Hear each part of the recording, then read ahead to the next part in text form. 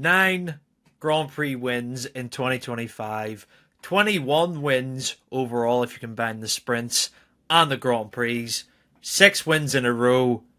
Marc Marquez takes his first win at Austria. What else can you say? No matter what you throw at this guy, he just seems to deliver week on week. It's incredible. It is just ridiculous at this point. 142 points. He has a lead over his brother Alex. 197 over teammate Pecco Bagnaia. Yeah, let's get into this race. It was a really odd weekend. We'll talk more about the sprint race and what happened with Pecco in detail tomorrow on the podcast, and I think that needs to be highlighted. But with Marc Marquez crashing qualifying off the front row, doesn't bother him, just picks his point, picks his braking markers, knows when to attack, waits for a mistake, and he wins.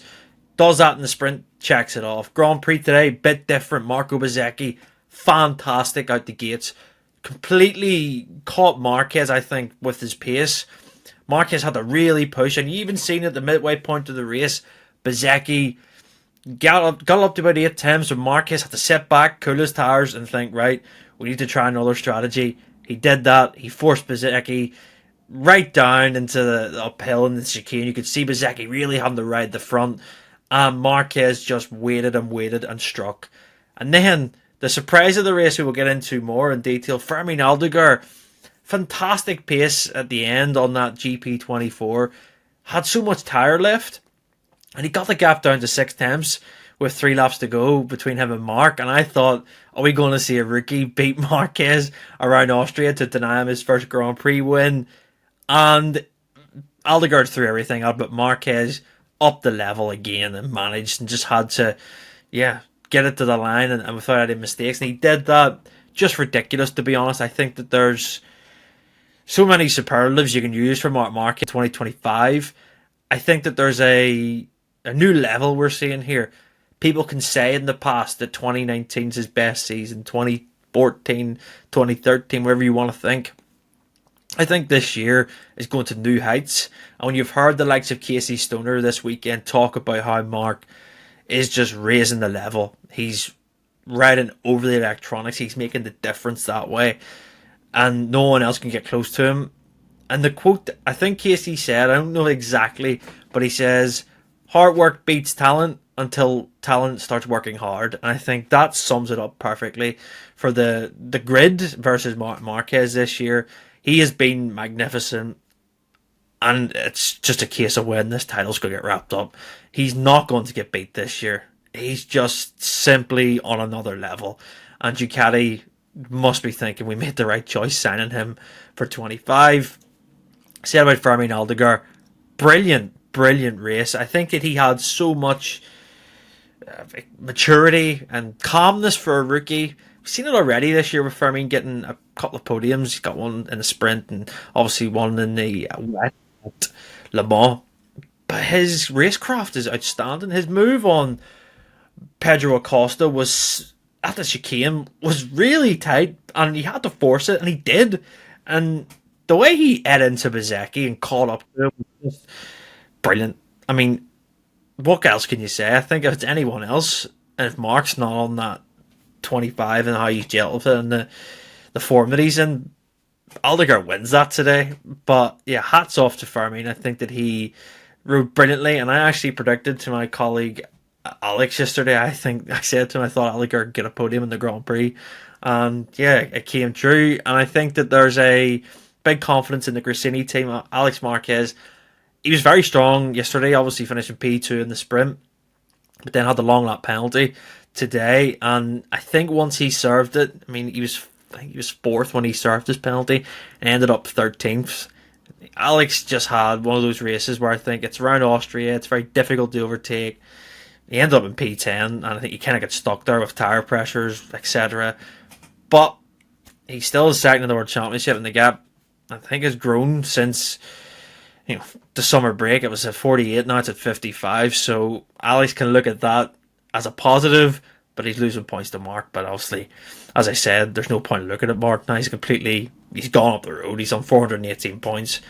He's gone. There's no chance you can catch him. Marco Bezzecchi, third place. Pole position was brilliant. His Friday was a disaster.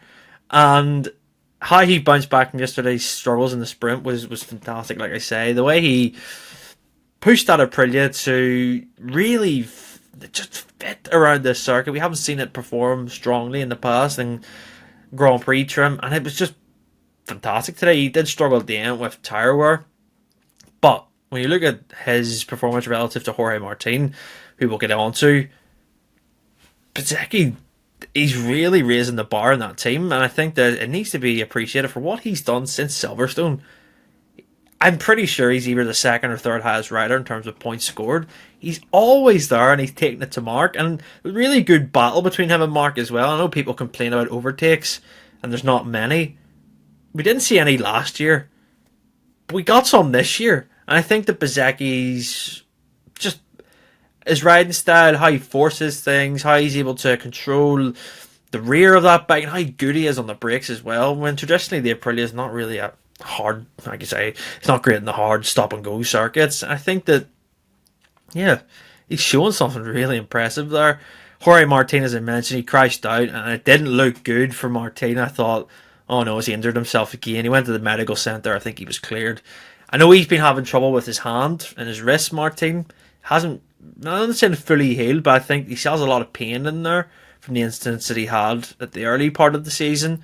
But yeah, I think that Martin, he's learning that bike still. Flashes a potential. He had P10 yesterday after an issue in the sprint, but Bezzecchi is the guy leading that Aprilia project forward at the minute, and long may it continue.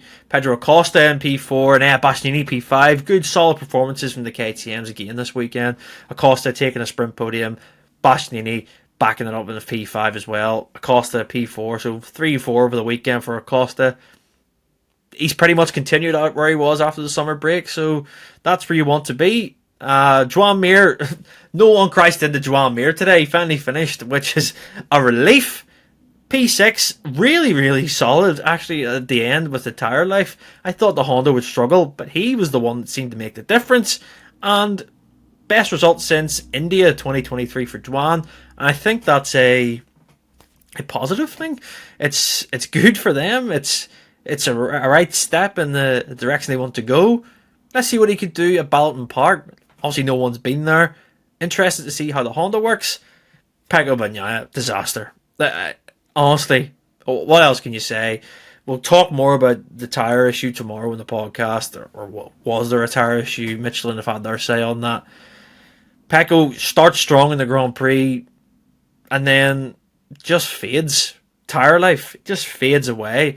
And Acosta made a move on him coming into the penultimate corner, and they made contact a bit, and it kind of ran Bagnaia off. After that, his race was finished. He just dropped back. Brad Binder got past him, Joan Mir, and I just think can't be an excuse this time. Everyone else is riding around their issues on other bikes. Your teammates winning. What else can you say? We'll get into that tomorrow. Ralph Fernandez P9. And after that, really, Yamaha had an absolutely terrible weekend. 15th for Quartararo, scored 1 point. 16th for Rins, 17th for Oliveira, 18th for Miller. So far off the pace, I think. Quartararo finished nearly, let me look at the times, 20, 30 seconds off Marquez nearly. So, yeah, we'll talk more about Yamaha tomorrow. But Marc Marquez extends the championship lead. He's simply unbeatable in 2025. If you enjoyed this video, leave a like in the comments, subscribe if you're brand new, and I'll see you next time.